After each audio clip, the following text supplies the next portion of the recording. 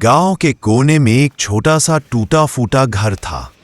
वही रहती थी सरस्वती, एक मेहनती पर गरीब माँ, और उसकी छोटी बेटी सिया। सुबह की पहली किरण के साथ ही सरस्वती उठ जाती, चूल्हे में लकड़ी जलाकर सिया के लिए रोटी बनाती और फिर पुराने फटे दुपट्टे को सिर पर बांधकर काम पर निकल जाती। कभी खेतों में मजदूरी, कभी घरों में बर्तन मांजना, जो काम मिले करती जाती। शाम को जब सिया स्कूल से लौटती तो दौड़कर माँ से लिपट जाती। माँ, आज मुझे टीचर ने स्टार दिया। सरस्वती मुस्कुराती, वाह, मेरी बेटी तो सच में चांद है।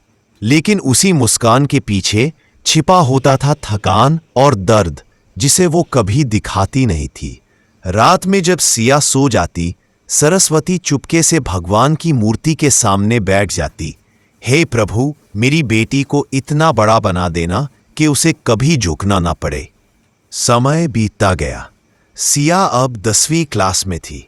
स्कूल में फर्स्ट आने पर उसे मेडल मिला, लेकिन अगले दिन फीस जमा करने की तारीख थी। माँ के पास पैसे नहीं थे। रात भर सरस्वती ने अपने पुराने शादी के कंगन देखे, वो कंगन जो उसके पति की आखिरी निशानी थे। सुबह उसने उन्हें बेच दिया और सिया की फीस भर दी। जब सिया को पता चला, वो रोने लगी। माँ, आपने अपने कंगन क्यों बेचे? सरस्वती ने सिया के आंसू पोंछे। बेटी, गहने से नहीं, तेरे सपनों से माँ सजती है। सिया अब कॉलेज में थी। सरस्वती ने अपनी सारी बचत सिया की पढ़ाई में लगा दी। हर महीने गांव से पैसे भेजती, खुद कभी नई साड़ी तक नहीं ली। शहर की जिंदगी कठिन थी, लेकिन सिया ने हार नहीं मानी। वो दिन में कॉलेज और रात में ट्यूशन पढ़ाती। कभी थककर माँ को फोन करती, माँ, बहुत मुश्किल है। माँ बस एक बात कहती, मुश्किलें ही तेरे पंख बनेंगी बेटी। धीरे धीरे सिया पढ़ाई पूरी कर बड़ी कंपनी में नौकरी पा गई। वो दिन जब उसे ऑफर लेटर मिला, वो रो पड़ी। माँ, आपका सपना पूरा हो गया। कई साल बाद सिया गांव लौटी, कार में बैठकर। गांव के लोग हैरान थे।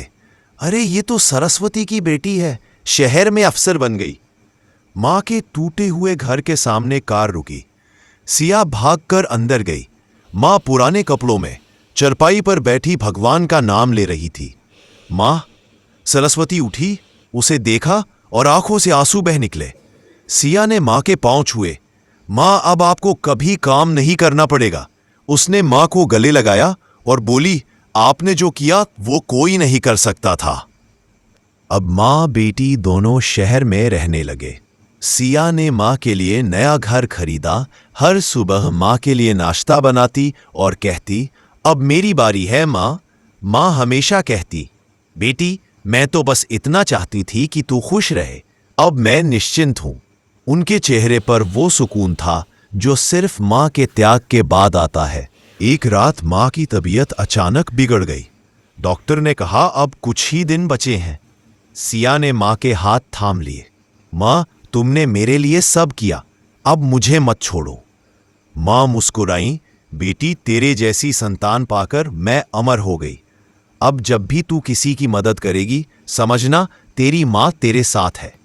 इतना कहकर सरस्वती ने आंखें बंद कर लीं। सिया फूट फोड़कर रो पड़ी। कई साल बाद जब सिया खुद माँ बनी तो हर बार अपने बच्चे को गले लगाते हुए उसे वही शब्द याद आते, माँ सजती है अपनी बेटी के सपनों से। यदि हमारा वीडियो आपको पसंद आया हो तो हमारे चैनल को सब्सक्राइब करें, लाइक करें और कमेंट करना न भूलें।